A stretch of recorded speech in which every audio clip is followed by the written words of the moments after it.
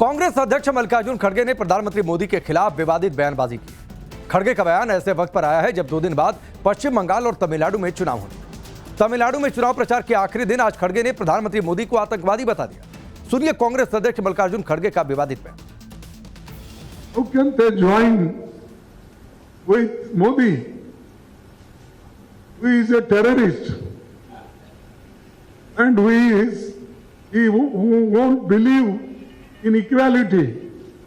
His party won't believe in equality and justice. खड़गे के इस विवादित बयान पर बीजेपी ने कड़ी प्रतिक्रिया दी है। बीजेपी ने कहा कि कांग्रेस की मानसिकता अर्बन नक्सल वाली है और कांग्रेस का रिमोट कंट्रोल देश विरोधी ताकतों के हाथ में। सुनिए।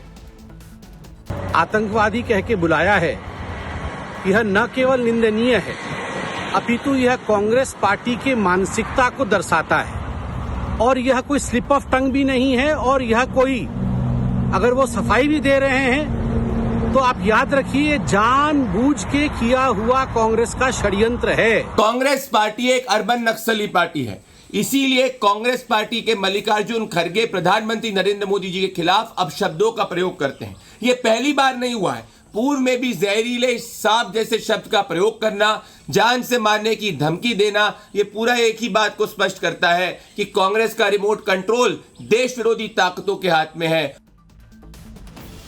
विवाद बड़ा बवाल हुआ तो मल्लिकार्जुन खड़गे ने अपने बयान पर सफाई भी दी और उन्होंने कहा कि उन्होंने कभी भी आतंकवादी नहीं कहा। उनके कहने का मतलब डराने धमकाने से था। हालांकि ये पहली बार नहीं है जब कांग्रेस नेताओं की तरफ से प्रधानमंत्री मोदी के खिलाफ इस तरह की बयानबाजी की गई। कांग्रेस के शब्दकोश में प्रधानमंत्री मोदी के लिए गालियों की लंबी चौड़ी लिस्ट है जो समय समय पर प्रधानमंत्री को कांग्रेस के नेताओं की तरफ से दी गई। जहरीले सांप से लेकर नाली का कीड़ा, मौत का सौदागर, नरेंद्र सरेंडर, चौकीदार चोर है जैसे शब्दों का इस्तेमाल कई बार किया गया। खुद प्रधानमंत्री भी कई बार इसका जिक्र कर चुके हैं कि उनको कितनी गालियां दी गई। प्रधानमंत्री मोदी बोल चुके हैं कि कांग्रेस ने उन्हें 100 से ज्यादा गालियां दी हैं। लेकिन जब जब कांग्रेस ने प्रधानमंत्री मोदी को गाली दी, कांग्रेस को चुनाव में हार का ही सामना करना पड़ा। कुछ फैक्ट मैं आपको बताता हूं। क्या महिला आरक्षण बिल का विरोध करने वाले राहुल गांधी और अखिलेश यादव की कमजोर नब्ज नरेंद्र मोदी और योगी आदित्यनाथ ने पकड़ ली है? क्या अखिलेश यादव के पीडीएफ फार्मूला के काउंटर में बीजेपी नया फार्मूला लेकर आ गई है? मोदी विरोधियों को शायद अंदाजा भी नहीं होगा कि परिसीमन के नाम पर जिस महिला आरक्षण बिल का वो विरोध कर रहे हैं, बीजेपी उसे भी सियासी हथियार बना देगी। अब बीजेपी ने इसे महिला सम्मान और स्वाभिमान से जोड़ दिया है। बीजेपी पूरे देश में इस मिशन पर निकल चुकी है। जमीनी हकीकत यह है कि बहुत तेजी से सेंटीमेंट बदलता दिखाई दे रहा है। बीजेपी कैसे विरोधियों पर हमलावर है और क्या है अखिलेश यादव के पीडीएफ फार्मूले के काउंटर में बीजेपी का फार्मूला, देखिए इस स्पेशल रिपोर्ट।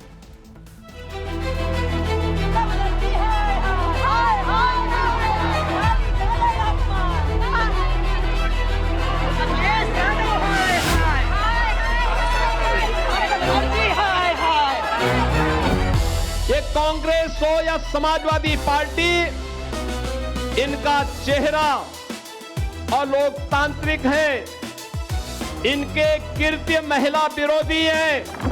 ये पहली सरकार है जो सरकार में रह करके विपक्ष की प्रैक्टिस कर रही है। बिना नेता के रूम के बगैर 90% महिलाएं राजनीति कर ही नहीं सकती। तो जिन लोगों ने मातृशक्ति अपमान किया उनका बिना सुनिश्चित है आगामी चुनाव में समाजवादी पार्टी कांग्रेस इसका खामियाजा अवश्य भुगतेगी। इतिहास में पहली बार ऐसा होने जा रहा है चुनाव में कि एक समुदाय एक दल को हराने जा रहा है और उस समुदाय का नाम है पीडीए। पहली जाति है महिला की, दूसरी जाति है गरीब की, तीसरी जाति है युवा की और चौथी जाति है किसान की।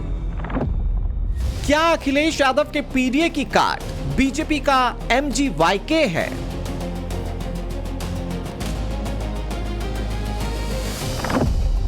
क्या महिलाओं की हक की बात करते करते बीजेपी को बड़ा चुनावी हथियार मिल गया है?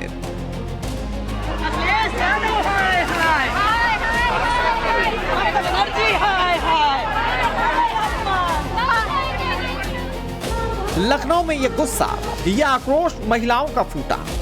सीएम बनने के बाद शायद पहली बार इस तरह योगी आदित्यनाथ सड़क पर विरोधियों के खिलाफ मोर्चा निकालते दिखाई दे रहे हैं, वो भी महिलाओं की हक की लड़ाई के लिए। इधर आ जाए सभी लोग, जितने पीछे तक दिखाई दे रहे हैं सभी लोग एक बार मेरे साथ बोलेंगे, भारत माता की, भारत माता की, भारत माता की। बीजेपी ने महिला हक की बात को लेकर बड़ा सियासी अभियान छेड़ दिया है। आज उत्तर प्रदेश की राजधानी लखनऊ में बीजेपी ने जन आक्रोश रैली निकाली। इस रैली में खुद सीएम योगी आदित्यनाथ, दोनों उप मुख्यमंत्रियों के साथ साथ बड़ी संख्या में महिलाएं शामिल हुई। महिलाओं ने महिला आरक्षण बिल पर अड़ंगा लगाने वाली मोदी विरोधी पार्टियों के खिलाफ नारेबाजी की।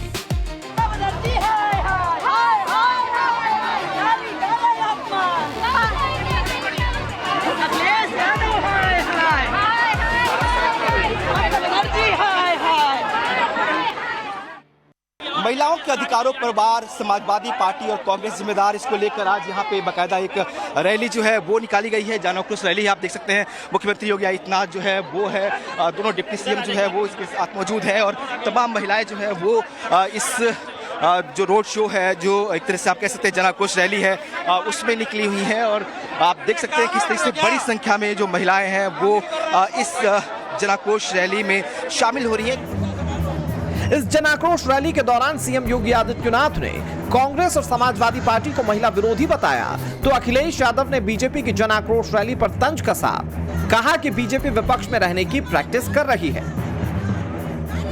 ये कांग्रेस हो या समाजवादी पार्टी, इनका चेहरा अलोकतांत्रिक है, इनके कृत्य महिला विरोधी हैं। इनके सामने प्रधानमंत्री मोदी जी ने जो विकल्प दिया था अपनी महिला विरोधी छवि को समाप्त करने के लिए, उसका इन्होंने नाजायज दुरुपयोग करने का प्रयास किया है।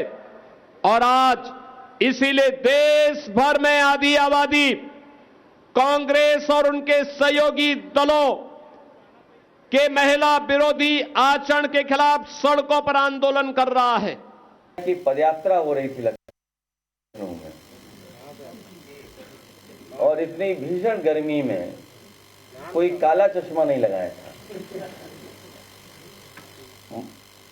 और ये जो पदयात्रा थी वो प्रैक्टिस है कि विपक्ष में ऐसे ही आंदोलन करना पड़ेगा इनको। ये पहली सरकार है जो सरकार में रह करके विपक्ष की प्रैक्टिस कर रही है। इससे पहले शायद किसी ने अपने ही कानून के लिए, अपने ही बनाए हुए कानून के लिए इतना संघर्ष नहीं किया होगा जितना ये सरकार संघर्ष कर रही है। अखिलेश यादव 2027 के सियासी मैदान में पीडीए के फॉर्मूले पर ताल ठोक रहे हैं। अखिलेश यादव के पीडीए में पिछड़ा, दलित और अल्पसंख्यक हैं। बीजेपी ने अखिलेश के जाति कार्ड के काउंटर में नया फॉर्मूला निकाल लिया। बीजेपी MGYK वाले फॉर्मूले पर चल रही है, जिसमें महिला हैं, गरीब हैं, युवा हैं और किसान शामिल हैं। इतिहास में पहली बार ऐसा होने जा रहा है चुनाव में कि एक समुदाय एक दल को हराने जा रहा है और उस समुदाय का नाम है पीडीए और पीडीए परिवार। हम एक सूत्र से बंधे लोग हैं। यही पीडीए परिवार के लोग मिलकर के भारतीय जनता पार्टी का मुकाबला कर करके आने वाले समय में सामाजिक न्याय के राज की स्थापना के लिए पीडीए सरकार बनाने जा रहे हैं। 11-12 वर्ष में प्रधानमंत्री मोदी जी के नेतृत्व में देश के अंदर जो परिवर्तन देखने को मिला है, उसमें उन्होंने सदैव इस बारे में कहा है कि देश के अंदर केवल 4 जातियां हैं। उनमें पहली जाति है महिला की, दूसरी जाति है गरीब की, तीसरी जाति है युवा की और चौथी जाति है किसान की। और उन्होंने सभी नीतियों को इन्हीं 4 के इर्द गिर्द केंद्रित करते हुए देश को आज आर्थिक उन्नति के एक नए सोपान तक पहुंचाने में सफलता प्राप्त की है। देश के अंदर इंफ्रास्ट्रक्चर के इस नए युग का कार्य हो, नए भारत के अनुरूप भारत के अंदर भारत की विरासत के संरक्षण का कार्य हो, या फिर देश के अंदर समाज के अलग अलग तबके के उत्थान के लिए चलने वाली योजनाएं, इन सब का केंद्र बिंदु या तो आदि आबादी नारी शक्ति है, जिसके सम्मान, जिसकी सुरक्षा और जिसके स्वावलंबन के लिए अनेक कार्यक्रम चले हैं। बीजेपी भी मानती है और मोदी विरोधी भी जानते हैं कि महिलाओं का बड़ा हिस्सा नरेंद्र मोदी और योगी को वोट करता है। बीजेपी की योजनाओं में भी महिलाओं के हित की बात है, महिलाओं के सम्मान की बात है, और यही वजह है कि महिला वोट के मामले में बीजेपी का ग्राफ लगातार बढ़ा है। बात लोकसभा चुनाव की करें तो 2014 के लोकसभा चुनाव में नरेंद्र मोदी को 29% महिला वोट मिले थे, जबकि कांग्रेस को 19% महिलाओं ने वोट किया। 2019 के चुनाव में महिला वोट के मामले में बीजेपी का ग्राफ 36% तक पहुंच गया, जबकि कांग्रेस को 20% महिलाओं ने वोट किया। 2024 के लोकसभा चुनाव में भी बीजेपी का ग्रोथ कम नहीं हुआ, बल्कि 36% महिला वोट पर टिका रहा, तो कांग्रेस को 22% महिलाओं ने वोट किया। 2019 में बीजेपी ने 3 तलाक जैसी कुप्रथा के खिलाफ कानून बनाया। इससे मुस्लिम महिलाएं भी बीजेपी को वोट करने गईं। बीजेपी मानती है कि महिलाएं अपने स्व विवेक से मतदान करती हैं। इसका उदाहरण पिछले विधानसभा चुनावों में साफ दिखा। बिहार में बीते साल हुए विधानसभा चुनाव में एनडीए को 48% महिलाओं ने वोट किया, जबकि महागठबंधन को 37% महिलाओं के वोट मिले। 2022 में उत्तर प्रदेश के चुनाव में बीजेपी को 48% महिलाओं ने वोट किया, जबकि समाजवादी पार्टी को 32%, बीएसपी को 14% और कांग्रेस को 3% महिलाओं के वोट मिले, जबकि 3% महिला वोट अन्य के खाते में गए। पश्चिम बंगाल में 2021 के विधानसभा चुनाव में ममता बनर्जी की टीएमसी को 50% महिलाओं के वोट मिले, जबकि बीजेपी को 36% महिलाओं ने वोट किया। गौर करने वाली बात यहां यह है कि 2016 में बीजेपी को यहां मात्र 10% महिलाओं के वोट मिले थे, जो 2021 में 36% तक पहुंच गया है। बीजेपी की कोशिश है कि आधी आबादी का ज्यादा से ज्यादा वोट उसके पाले में आ जाए। चुनावी रैलियों से लेकर हर मंच पर बीजेपी महिला हक के मुद्दे को जोर शोर से उठा रही है। भारतीय जनता पार्टी ने महिला आरक्षण बिल के विरोध को नारी सम्मान और मातृशक्ति के स्वाभिमान से जोड़ दिया है। चुनावी सीजन में महिलाओं के हक की लड़ाई को अभियान बनाने का सियासी फायदा भी बीजेपी को हो सकता है, और शायद इसीलिए बीजेपी नेता विरोधियों पर हमलावर हैं। कह रहे हैं कि जिसने नारी का अपमान किया उनका विनाश तय है। जो अपराध पूरे विपक्ष ने महिलाओं के विरोध में किया है, मातृशक्ति का अपमान किया है, हिंदुस्तान की मातृशक्ति, हिंदुस्तान की माताएं समूचे विपक्ष को माफ नहीं करेंगी, और जब भी चुनाव होगा तो विपक्षियों को गांव से मार मार के भगाएंगे। इतना बड़ा अपमान। हमारी भारतीय संस्कृति, भारतीय दर्शन, यत्र नार्यस्तु पूज्यन्ते रमन्ते तत्र देवता, जहाँ नारी की पूजा होती है वहां देवता रमण करते हैं।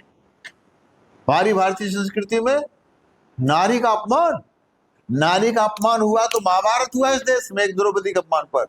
नारी का अपमान हुआ तो राम रावण का युद्ध हो गया, एक अलग पूज सवा अलग नाती, तारावण हर दिया नहाती। तो नारी का जब अपमान होता है तो विनाश होता है। तो जिन लोगों ने मातृशक्ति का अपमान किया उनका विनाश सुनिश्चित है। जिस ढंग से नारी शक्ति बंधन अधिनियम को विपक्ष ने रोका है, समाजवादी पार्टी कांग्रेस के गठजोड़ ने, ये बहुत ही दुखद है। महिलाओं में बहुत ही इसको लेकर के आक्रोश है, और आप देखेंगे आगामी चुनाव में समाजवादी पार्टी कांग्रेस इसका खामियाजा अवश्य भुगतेगी। बीजेपी महिलाओं के हक की लड़ाई को देश भर में मुद्दा बना रही है। दूसरी तरफ लोकसभा में महिला आरक्षण बिल का विरोध करने के बाद अब मोदी विरोधी पार्टियों के नेता महिलाओं को लेकर आपत्तिजनक बयानबाजी कर रहे हैं। कांग्रेस के करीबी और निर्दलीय सांसद पप्पू यादव का महिलाओं को लेकर दिया गया ये बयान जरा सुनिए। घरेलू हिंसा कौन कर रहा है? महिलाओं पे गिद्ध दृष्टि किसकी है? अमेरिका से लेकर के भारत तक नेताओं की। बिना नेता के रूम के बगैर 90% महिलाएं राजनीति कर ही नहीं सकती। ये तो हर दिन नेताओं का सीसीटीवी फुटेज, औरत को नोचने की एक नाच संस्कृति बन गई। पप्पू यादव का यह बयान न केवल शर्मनाक है बल्कि बेहद आपत्तिजनक है। बिहार महिला आयोग ने इस विवादित बयान पर नोटिस भेजा। चुनावी सीजन में इस तरह की बयानबाजी अपने पांव पर कुल्हाड़ी मारने से कम नहीं है। साफ है कि महिला आरक्षण बिल अब केवल दिल्ली की संसद तक सीमित नहीं रह गया है। ये कश्मीर से लेकर कन्याकुमारी तक, बंगाल से लेकर उत्तर प्रदेश के गांवों और कस्बों की चाय की दुकानों पर बहस का विषय बन चुका है। ऐसे में सवाल यह है कि महिला आरक्षण बिल का विरोध क्या मोदी विरोधियों को भारी पड़ सकता है?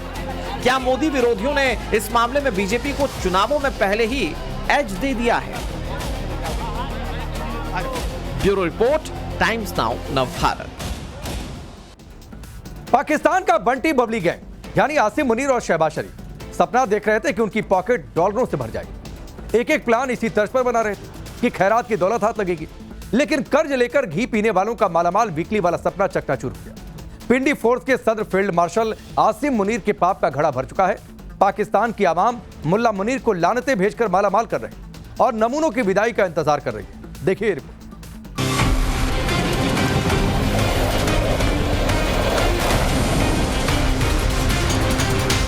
दुनिया जानती है कि आसिम मुनीर और शहबाज शरीफ ने मिलकर पाकिस्तान की क्या हालत कर दी है। शहबाज शरीफ अर्दली हैं और मुनीर उनका मास्टर है। सत्ता की असली चाबी तो फर्जी फील्ड मार्शल आसिम मुनीर के पास है, जो इन दिनों ईरान और अमेरिका के बीच जंगबंदी को लेकर दलाली में लगा है। लेकिन इस बार उसका दांव उल्टा पड़ रहा है। मुल्ला मुनीर की करतूतों की वजह से पाकिस्तान की आवाम उससे पिंड छुटने की दुआ मांग रहे हैं। बंटी बबली की जोड़ी ने पाकिस्तान का वो हश्र किया है कि अब वो मुल्क दोबारा अपने पैरों पर खड़ा होने के काबिल भी नहीं रहा। सऊदी अरब और IMF से भीख की रकम मिलने के बाद अब पाकिस्तान कतर के पास पहुंचा है। पाकिस्तान कतर के साथ डिफेंस पैक्ट करना चाहता है, जिसके बदले में वो कतर से $2 बिलियन की खैरात लेगा।